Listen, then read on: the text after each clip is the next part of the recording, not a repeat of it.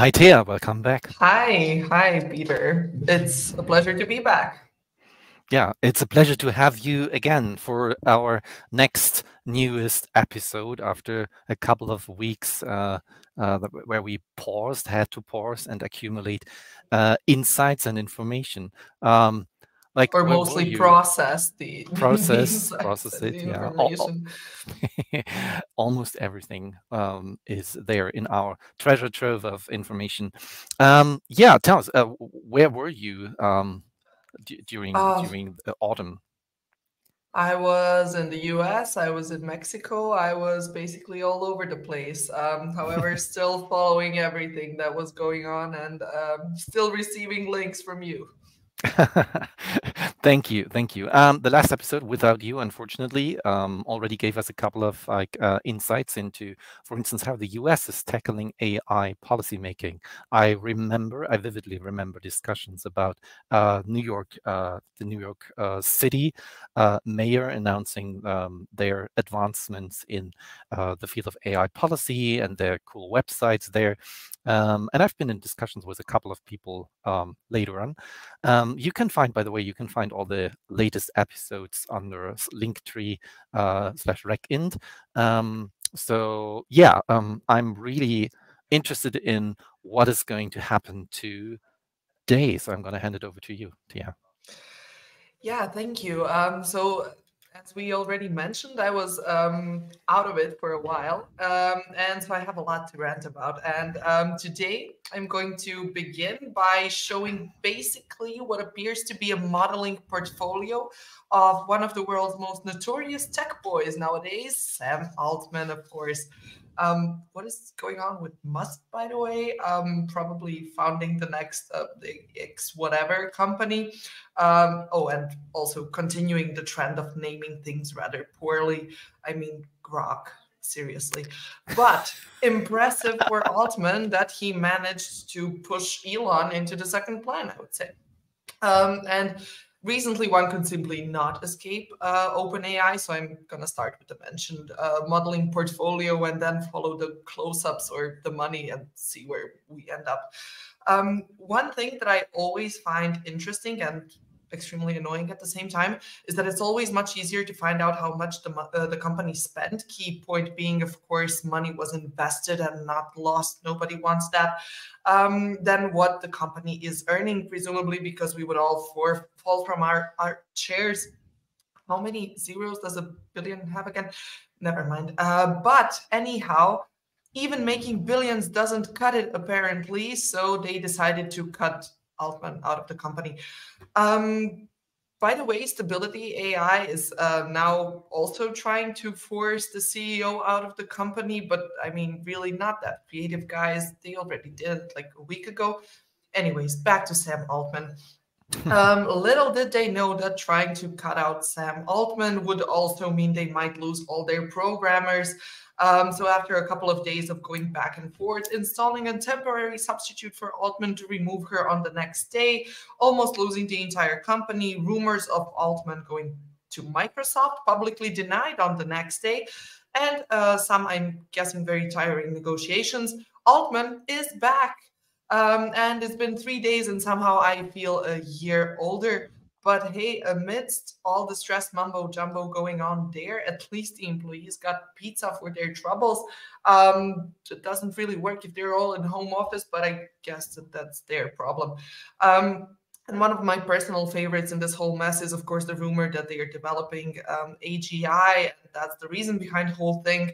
I'll get into why this is most probably, read, thank God, still not the case in a second. But before that, I have a really good summary of the whole lot that was posted on the information forum by one Sam Lesson. I really appreciate the metaphor anyways. Let's see where Sam takes it from Rubicon. Apparently he might invest in himself. Surprise, OpenAI just signed a major deal with a company in which Altman personally invested over $1 million. Nothing suspicious there. And now moving on. There has been an exciting, but kind of not really that exciting paper published, basically, to us normal humans, confirming what is already the general consensus. Data is in the model, it's just in a different form. However, slightly disappointing with the whole Hopfield networks is all you need. So that was the method that was used to discover, again, that the data is still in the models. The paper is actually from way back in like 2021. Jesus, are you guys kidding me? It's like, try to keep track, y'all. Okay, it's like overreaction there, but still, I think we can let the whole API thing rest for a bit. Data is in the models, they're compressing it, you know. But now, very important side note. If I read one more, insert anything is all you need title, I swear I'm going to combust. And no, I'm not even joking, you guys. Um, I'm a lawyer, so like the first three papers I got really excited about. Like I was, yes, going to invest a month in this one, and once I figured that one out, that's all I need. Well, safe to say I'm much smarter and well more cynical now. So thanks for that. Follow-up question for all the articles that are featured here. What do I need them for? Sure, some of them say for membership inference attacks, for instance, but to do what with them? To perform them better, to prevent them? Not sure. Maybe just to go crazy. And yes, much better. At least these guys were a bit more creative and said it's all we need, or all we might need, or something we might need, or something we do not need. And finally, also, there was one saying compression is all there is. Well, at least that might be the final nail in the whole copyright debate coffin, with scientists claiming and, well, trying to prove that the models are actually just compressing stuff. Plus, it has a more creative title. So finally, some honesty here and creativity as well. Okay, so that's all for that. Well, nah, not really. Before turning to today's topic, one more paper that helps us better understand why, after months of contemplating how to best regulate general purpose AI, now there are European companies all of a sudden, European countries all of a sudden thinking it's best, well, not to regulate them at all. The paper has nothing to do with artificial intelligence, by the way. I just think is appropriate and says something about the humans that are trying to regulate artificial intelligence. So this could help explain a bit of the mess.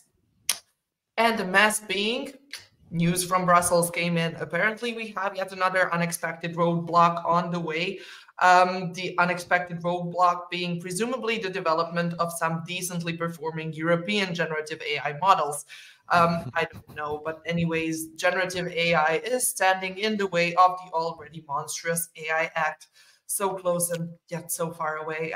The trilogues looked promising up until Europe actually found some local strong competitors. And now opposition from Germany, France, and Italy has been stirring things up. However, unfortunately, the models by Aleph Alpha and Mistral AI apparently still lag behind their counterparts, being ChatGPT and GPT-4 in both performance and applications. According to one article, they lack computational resources, funding, data, and talent. This is a quote. I have nothing to say about their talent or lack thereof. And these providers are judged to be several years of development behind the global leaders. And I guess this is their final attempt to not make it even harder for themselves by letting additional regulations be imposed on them. It just can't really figure out what the Italians are doing, or maybe hiding up their sleeves. But hey, maybe they also have a model up there. In any Rome event, 2.0. Oh, Rome 2.0, maybe. Yeah, that sounds like a good name, at least. In any event, yes, it sucks when you're actually taking some of the candy from yourself, but guys, is what being a responsible grown-up is all about. And yeah, so far so bad. We just have to wait for the final, not sure about that, round of the trilogue negotiations happening in exactly 2 days. I wouldn't be holding my breath for that actually being the last round, though. The privacy regulation has taught us something, and that is that when it comes to European regulation, politics often comes before progress. So we'll see.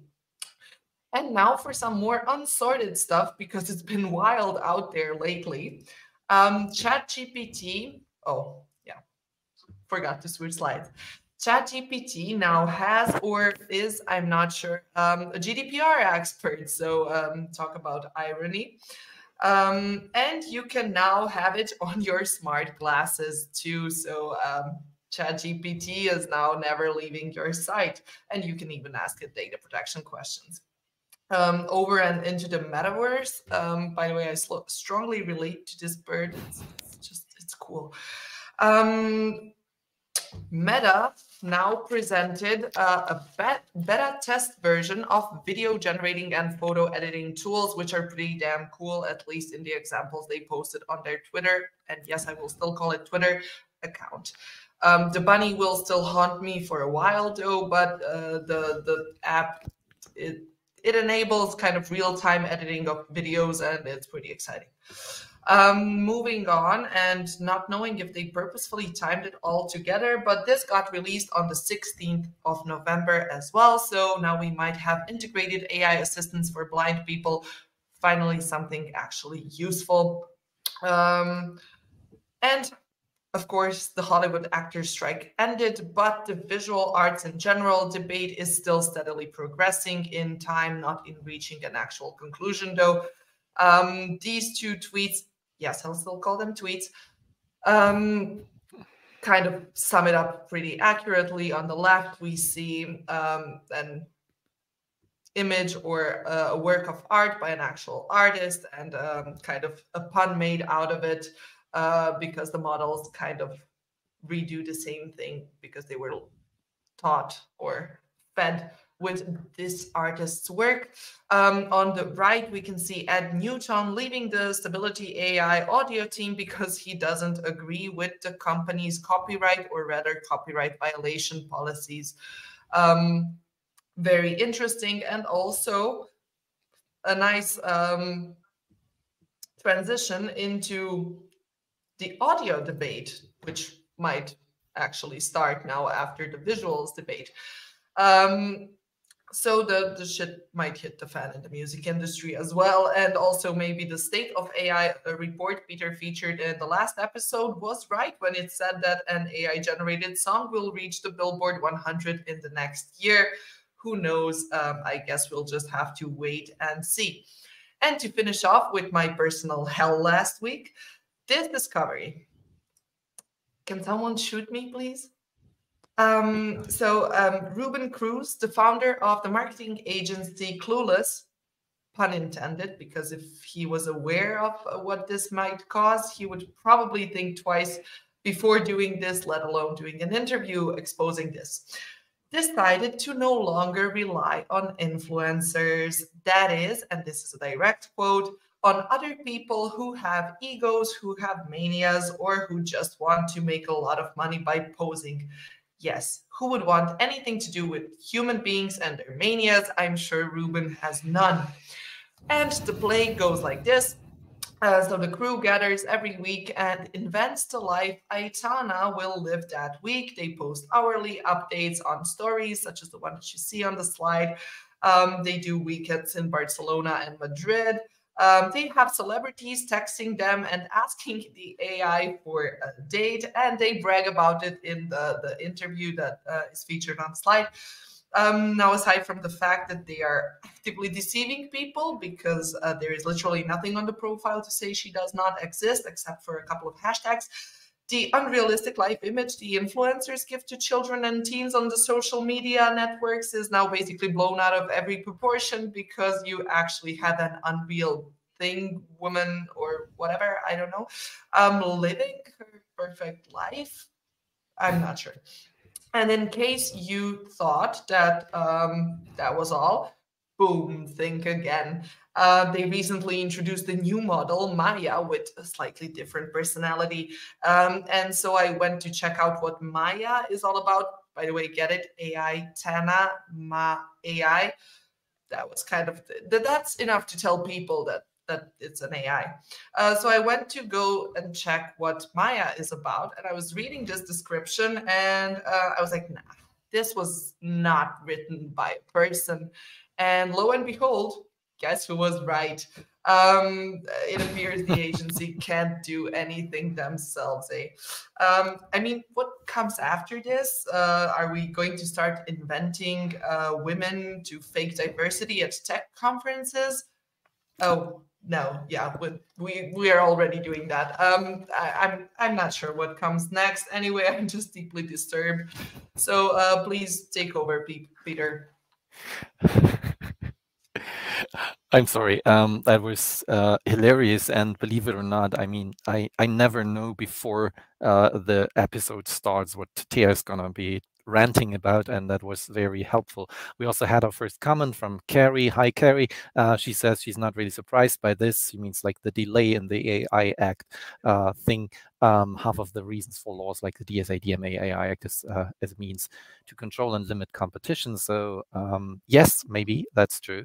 Um, we have bets running on whether the AI Act will actually see the light of day this year or next year or any year before AGI or after AGI takes over the world. I'm Probably not the gonna. AGI would do a better way regulating itself. AGI would first regulate humanity. So anyway, let's switch to news. There are so many news articles that came out in late October, November, and early December. A lot of stuff is going on. So we have the copyright debate, which is ongoing and brewing, and maybe even showing some first fruits. So from December 1st, there's an article on VentureBeat, which was very interesting because they featured a tweet.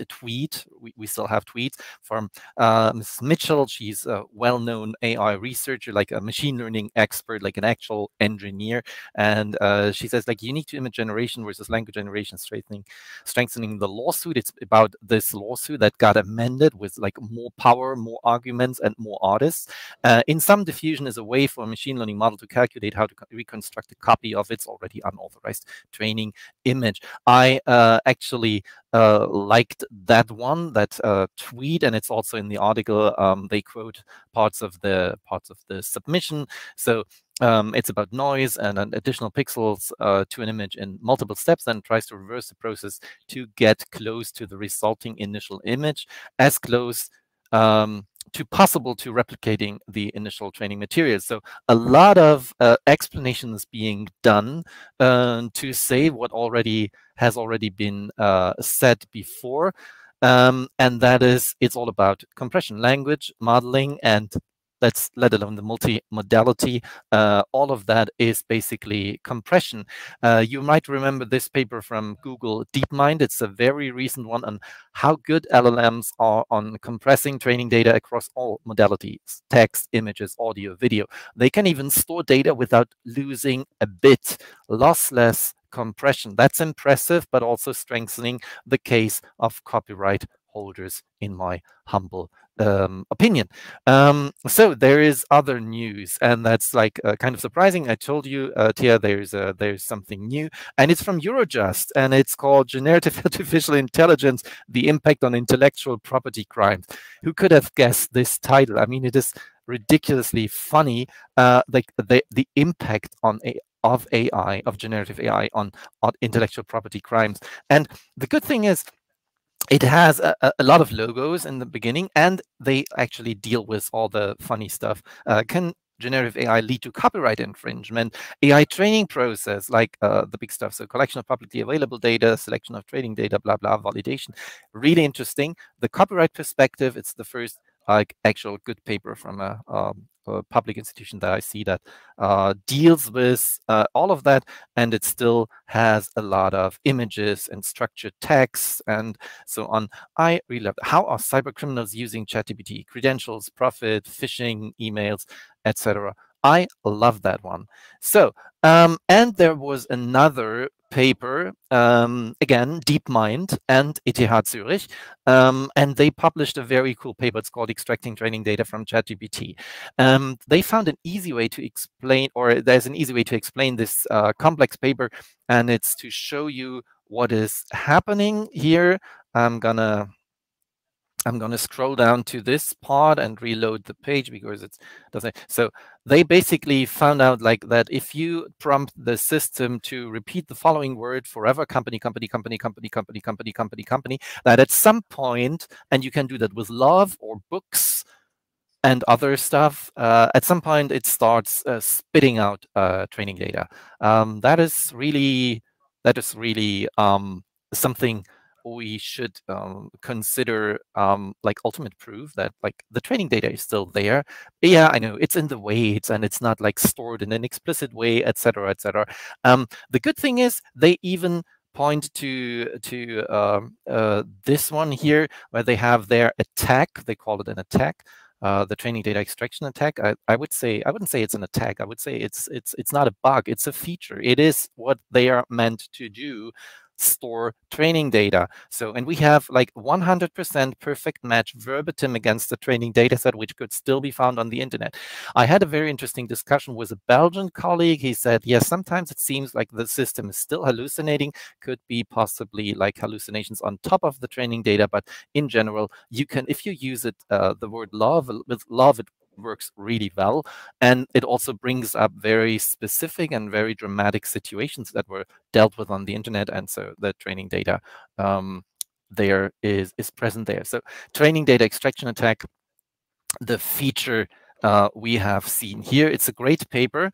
And that leads to the to a question like, how many data protection principles do you comply with, dear GPT? There's a variety, and I mean a variety of researchers from the KU Leuven, and they published a paper that helps us to better understand whether LLMs can comply with GDPR. Their like summary is, overall, it is challenging for the data processing principles to prevail in their traditional form when applied to LLMs, which is nothing new, but also makes us question, why should we change data protection principles just to have this fancy new technology? But that's a question that politics might have to decide. So apart from the insight, it's a great resource of up-to-date literature on the topic. Have a look. I really liked this one. Also, if you still don't know what LLMs are and how they work, not a problem. Apart from the illustrated guide that we presented in the first episode, I think there is a new one, a very cool paper from the end of November, and it's called Language Models: A Guide for the Perplexed. It's a crazy good new paper, and it solves all the mysteries from overfitting. Let's have a look at overfitting part. So you can have like images for the dummies, like such as myself, and even to other stuff like like the next word prediction. Next word prediction, you can see here, it is all explained in and like at least an understandable language. The paper is, I said it, really good. Read it if you want to survive in this crazy world. So, and that's not all. There have been cool developments, and forgive me, Thea, one file is all you need. So earlier this year, we predicted model compression would lead to everyone being able to run their own private nasty little LLM on their home computer. We are one step closer with Llama 2, for instance. It's a Llama 2 derivative, and in the form of a Llama file. A Llama file is basically the wrap-up that comes from Mozilla Innovation. Simon Willison, he explained how he could fit it into the Llama file container, and the container contains both the model weights for the LLM and the code needed to run that model. That's very cool stuff for nerds. So one executable file on your computer, it has to it needs at least the RAM to run the model. So this one is 4.26 gigabytes, but there are larger models out there, of course. So cool stuff for nerds, executable files. That's great. Of course, there are also already Qualcomm chips out there that make it possible to have a 10 billion parameter model run on your phone, but still we need real life application for that.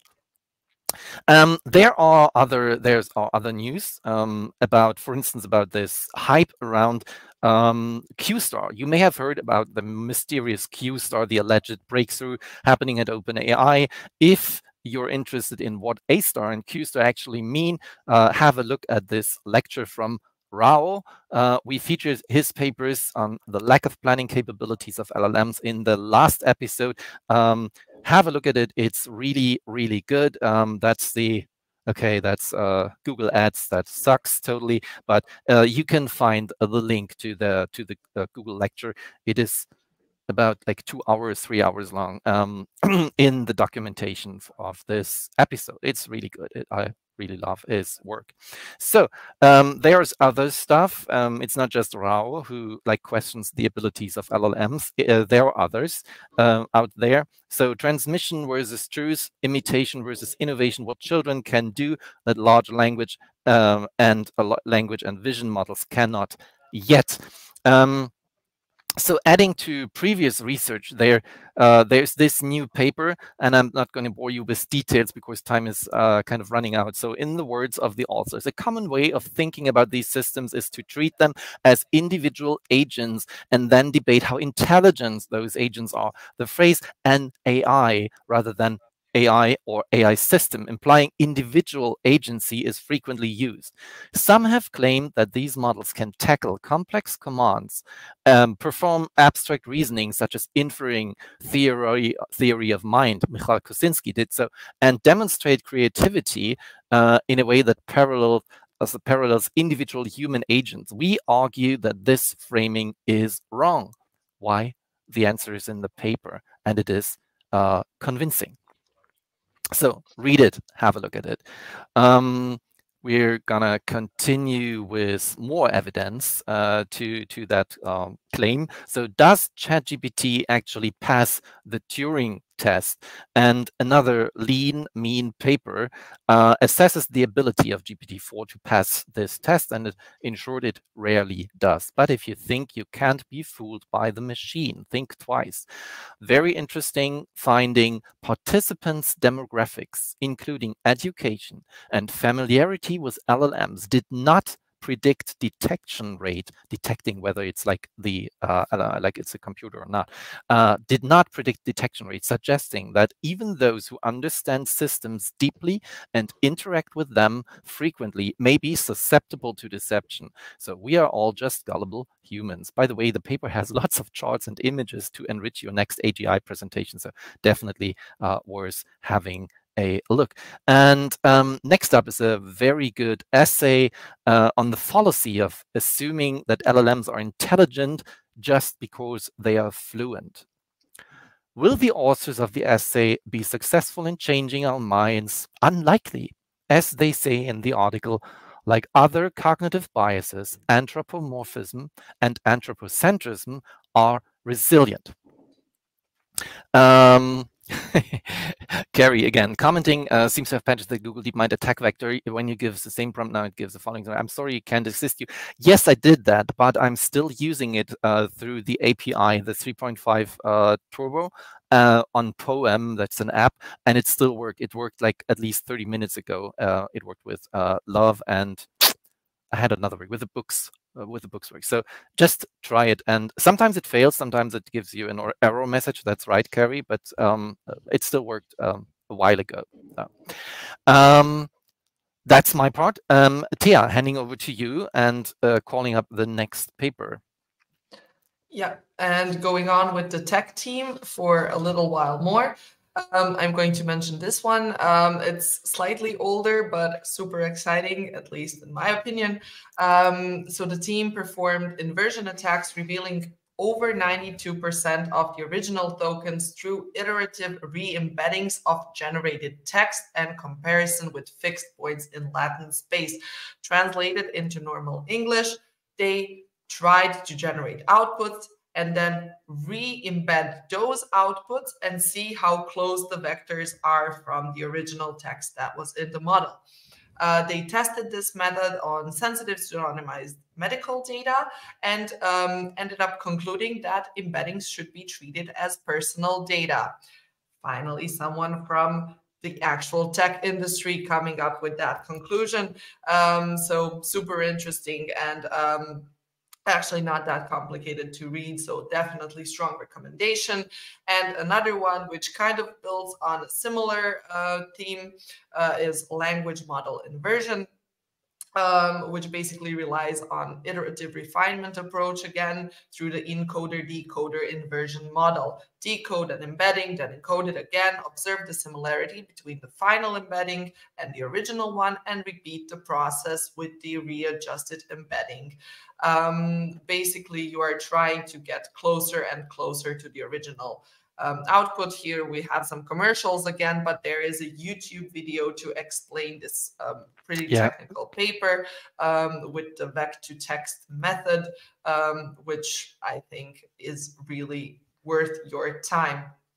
And just to remind everyone, in case someone forgot how complicated these things actually are, there are a lot of useful materials for reminding us of that, and this is one of them. So I hope my severe dumbification of the highly complex processes we are discussing still serves its purpose, though. But yeah, then there's stuff like this. So I swear my brain kind of exploded a little bit when I went through the Nano GPT, which only has 85,000 parameters. Remember, we are talking about billions with GPT-3, 4, and so on. And you can even switch to see how tiny the lengthy, almost incomprehensibly complicated process through which the Nano GPT goes is in the large scheme of things. I really hope that by having these types of conversations, we can kind of achieve a kind of meta understanding of these things that suffices for regulating them, at least to consider most of the worst case scenarios, because the unknowns of these types of complicated processes are overwhelming and only getting greater. It really kind of puts things into perspective, literally also. But now finally to move on from the tech sphere. So we already knew that some of the tech providers can get very creative as to why whatever they are doing is completely fine and legal. And here in the article, you actually have some of my favorite excuses featuring Meta, which said that copyright holders wouldn't get much money anyways. There are direct quotes what the company actually said, but there are also useful translations that kind of bring the point to the fore. Then Microsoft, that being their key problem is being concerned with copyright law hurting small AI developers. Yeah, that I'm sure that that's one of their biggest concerns. And one more good one is Andreessen Horowitz. I probably mispronounced that. Worrying about the expectations of investors that spend billions and billions. Yeah.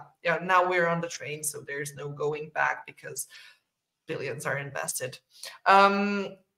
And the saga in the copyright sphere is unfolding further.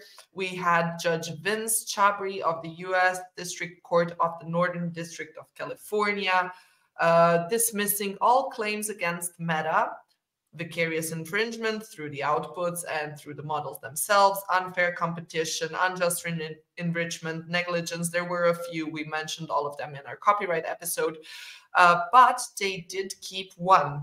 The one alleging that the unauthorized copying of the books is, in fact, copyright infringement, even if for purposes of training Llama, and that's basically the original sin, right?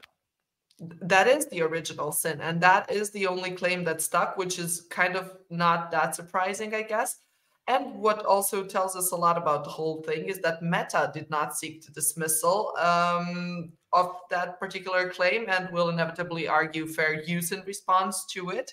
But Meta engaged with the claim and didn't deny it, which is also kind of already giving us a hint that they are in fact doing it. It's just a matter of question if they can do it. They need the fair use exception. They need to prove that it actually exists, and they can rely on it. But that also means, like, basically, if they win the judgment, like even if they lose, they win, because everyone else will be held to this standard. I was about to say, they have nothing to lose. They have no reputation to lose anyways, and they can gamble with the rest. I mean, as Bill Gates said, To win They, big, you sometimes have to take big risks, and they have the money to take big risks. also, they don't need LLMs to survive. They need advertising, right? That's true as well. And the bets are on all over the place, not just in the US. So we also have UK, where the defense of Oh, stability that was AI could be boiled down to, but we aren't doing it here. So basically, Getty and Stability AI are currently in the court process where Getty is suing them for unlawfully using Getty images to train their models. And Stability AI's defense is, yes, but we are doing it in Munich and with US computing resources, so UK doesn't have jurisdiction. Sounds like a bulletproof defense, if you ask me. So really interesting how that one will go. And one more thing happened in the UK recently. The Artificial Intelligence Regulation Bill draft was published. Interestingly enough, 6 pages compared to AI Act's monstrous, 156 pages. Boils down to an AI authority. Nice and useful concept. They didn't focus on making new regulations, but instead of on reinterpreting old ones and finding gaps. Amazing. I'm 100% for it. However, that in turn opens the question of the amount of people and necessary hours for making such a thorough gap analysis of basically what all existing regulations. Furthermore, they are also the ones in charge of looking at third-party and IP used in the training reports, as well as should provide education and raise awareness, develop long-term AI strategy, support sandboxes, and even conduct horizon scanning, and the list goes on. So this AI authority, I really wouldn't want to be part of that group, but apparently they're going to do amazing things. One other interesting point is Article 7, which defines AI as technology enabling the programming or training of a device or software to perceive environments through the use of data, interpret data using automated processing designed to approximate cognitive abilities, and make recommendations, predictions, or decisions. So far, so good, with a view of achieving a specific objective. Slightly amended by paragraph 2 that says generative AI is still AI. Thank God for that one, I guess. Well, now we just have to wait until this becomes law. But there is still a long way to go as the bill has just passed its first reading in the House of Lords. So we have a bit of time still. And now jumping back over the pond for another sec, I'm just jumping all over the place today. California Privacy Protection Agency will discuss new rules on risk assessment, cybersecurity, and automated decision-making, all meant to amend the current California Privacy Rights Act. To implement the law, the California agency was established and vested with full administrative power, authority, and jurisdiction to implement and enforce the act. And one of the amendments are, now being presented. I personally found the rules on automated decision-making particularly interesting, as they firstly define automated decision-making as also that merely meant to facilitate decision-making. When we think about waiting on SHUFA decision coming this week, guess they just solved SHUFA for us. Assisted human decision-making is still automated decision-making. The rules include as well pre-use notices, opt-out rights, and access rights, including an explanation as to how the automated input influenced the human decision, the degree of human involvement, as well as the parameters used to make the decision and alternatives or most commonly made decisions. Think counterfactual explanations. It seems to me that the EU is lagging ever more behind when it comes to AI regulation, I swear. And now over to you, Peter. Yeah, basically the last part of our news section before we turn our eyes to the current situation in Brussels or wherever those negotiations about the AI Act may be held. like the back alley in restaurants. Who knows? So the geopolitics of generative AI are on the table, and there's a very interesting article that deals with that geopolitics of generative AI, international implications, and the role of the European Union. So it's the economy stupid. So generative AI, who is winning the race? Top countries, top firms, top patent thieves. You can find everything in this article, from VC investments to AI war games and AI policymaking. And a whole chapter is dedicated to the Brussels effect. I'm going to find where that one is. The Brussels effect and EU's regulatory powerhouse. That's how we Europeans are perceived in the world. So wait, effect, Brussels effect from what? The AI Act? Let's take a look at how that goes currently. Tia, where are Yeah, we? and we are going to look at it in my trilogue trilogy: innovation, transformation, and the power of lobbies. Admittedly, a very yeah, I don't know, film-worthy title, but it is a film-worthy story. I'm going to tell you that. And since I had a 2-month break, so you're getting one more rant just because, you know, I have to compensate, and the AI Act negotiations are a mess. And anyways, there's a lot of stuff to rant about always. I already showed you guys this in the rant section, but now I'm actually going to dive deep into the proposal and not just the politics and the money behind them. So brace yourselves, it's going to get really messy really fast.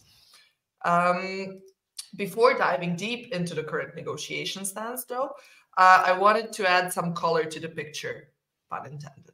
By first comparing some of the approaches in this wonderful table of the Future of Life Institute, which provides an analysis of several transatlantic policy proposals and compares how they want to regulate the most advanced AI systems. One of the approaches also being the paper kind of explaining what the Trio Fantastico is doing, meaning Italy, France, and Germany. So the analysis shows their recent non-paper, as reported by Euroactive, because we don't see the non-paper, or at least I couldn't find it, which includes the fewest provisions with regards to foundation models or general purpose AI systems, even falling below the minimal standard that was set in the recent US White House executive order. The hint being all red flags in the first column, of course. While the non-paper proposes a voluntary code of conduct, it does not include any of the safety regulations required by previous proposals, including by the Council's own adopted position. Moreover, the non-paper envisions a much lower level of oversight and enforcement than the Spanish presidency's compromise proposal and both the Parliament and the Council's adopted positions. Current negotiations under a presumably very strong influence of this paper ended with a kind of sort of middle ground in form of the tiered approach. So what does the tiered approach imply? Well, regulation supported by self-regulation for the big players. How does that make sense is beyond me. But hey, OpenAI appears to have their shit together, right? So I guess we can just, you know, let them self-regulate. I'm sure they will do a wonderful job. But back to the point, tiered approach, why, what is new? So this is where we left off. These are the draft amendments from the 16th of May, which is also the last publicly available document that I can find. Otherwise, I'm relying on Euroactive reports, which annoys me to infinity and beyond. So if anyone happens to know where, if I could find the proposals, I would be most grateful. But back to the point, this is where you left off. So how I interpret this, in 25th of November 2022, they inserted the general purpose AI into the act with a number of specific obligations. Then they discovered the Stanford document that introduced foundation models.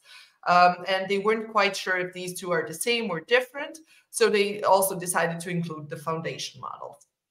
Although based on these two definitions on the slide, they kind of, I'm guessing they lean towards rather the same.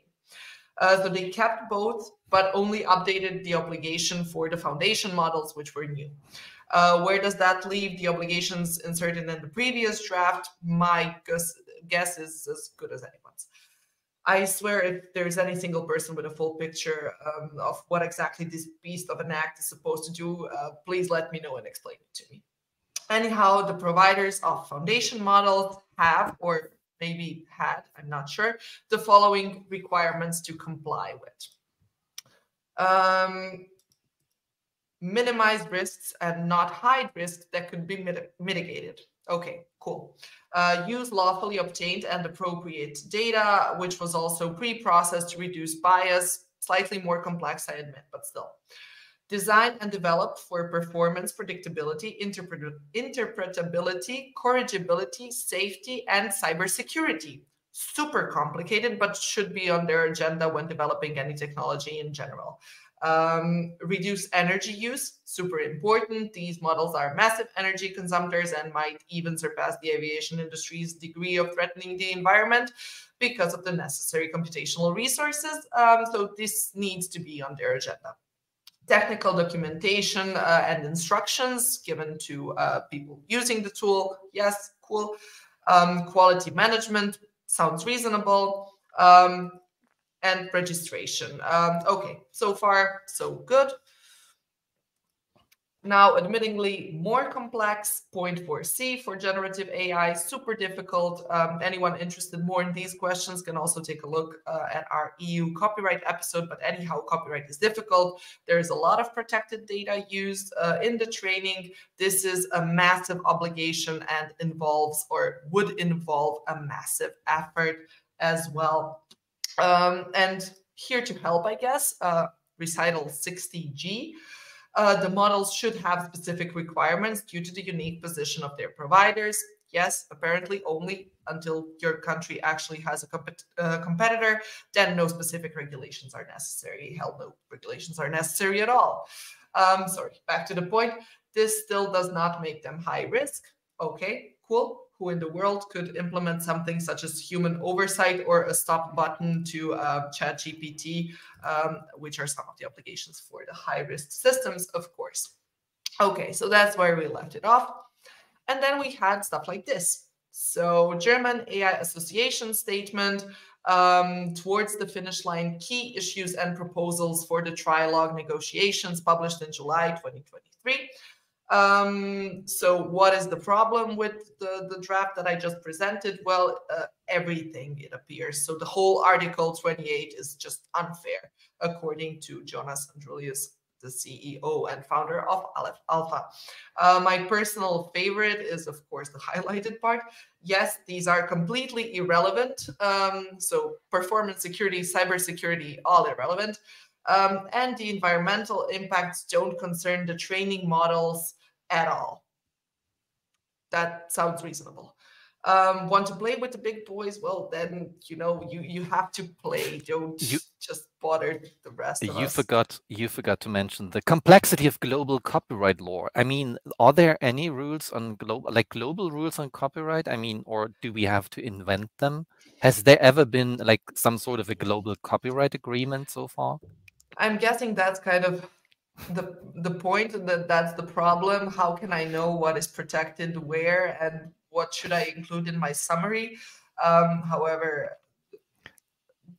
I'm just kidding. I'm just kidding. Like today they posted something else about like how unfair of a burden it would be to actually like show accountability for the training data that is in the model, because it's impossible to know what's in the model, but obviously not mentioning that it is very easy to show accountability for the training data because it has to be there. If you have a proper documentation of the training process, you can see what data you fed into the model, and some of that will always be there because as we saw, it is like compressed data. Lossy parts of it will be in the model, so not that difficult. That's where we have the consensus. There is no debate for both of those points. So yeah, also, the fact that you we're can still debating change, that, yeah, of course, beyond me. And following the whole presented mess, this is where we ended up. So we have the tiered approach, meaning horizontal rules for all general purpose AI models, and codes of practice for the top tier ones, the obligations presumably being a lot less than in the last published draft, which I just presented. Other key features of the proposals also include a fresh definition for general purpose AI models, which now mean AI model, including when trained with a large amount of data using self-supervision at scale that is capable to competently perform a wide range of distinctive tasks regardless of the way the model is released on the market.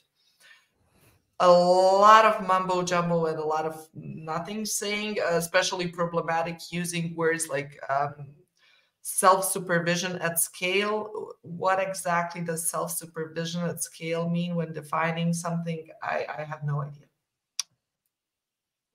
Other features, general purpose AI systems would be based on an AI model that has the capability to serve a variety of purposes. Pardon me, that's for generative AI now. The terminology in the proposal is also kind of maybe should be reconsidered. Based on an AI model that has the capability to serve a variety of purposes, both for direct use as well as for integration in AI systems. So that would be something closely resembling the current definition of foundation models. The idea is that these GPIA, so general purpose AIs, can entail systemic risks related to frontier capabilities. This is another direct quote. I have no idea what frontier capabilities are. Based on appropriate technical tools and methodology. In the notes, the co-rapporteurs questions the terminology and the vagueness of the text, and I can only agree with the co-rapporteur. One important point for these general obligations is that they are only imposed on a quantitative threshold, meaning that the amount of computing used for the training measured in a floating point operation, so including decimal numbers, kind of has an influence of whether you are going to fall under the obligations or not, with the measure of computer performance greater than 10 to 26, and another quantitative parameter, the number of business users in the EU superior to 10,000. So that makes you a specifically dangerous systemic risk causing generative AI provider. And also makes you fall under the obligation of drafting your codes of conduct if that is such a scary obligation in the first place. Numbers of users as thresholds. I mean, haven't we learned anything? There are 3 relevant social media companies in this world, at least in Europe. It's Meta, it's ByteDance, and it's Google. So those 3 already pose a systemic risk and a big risk to like the health of individuals, especially children. So it needs you only need one model to like rule society and to create disinformation at scale. So why would I have to have like 10,000 business users? It doesn't make much sense, other than that, like if you don't regulate it at the foundation level, you will always have like illegal users. So it's very unfortunate. The act could be shrinked into 15 provisions, I would say, and still be more useful than the current attempts at taming the beast. Yeah. Which is not AI, by the way, because we don't have AI. We have machine learning, a subset of machine learning, deep neural networks. So, yeah. But we definitely have an AI Act, and it We have definitely an is AI. taming. Yes, and we all forget about the ADM situations that we're in, where there's not even machine learning involved, just like automated decision making based on a very simple sensor technology, for instance. And Which is Clippy, now also AI. And which is how now that also AI. fits with GDPR, it's beyond me. It is honestly beyond me.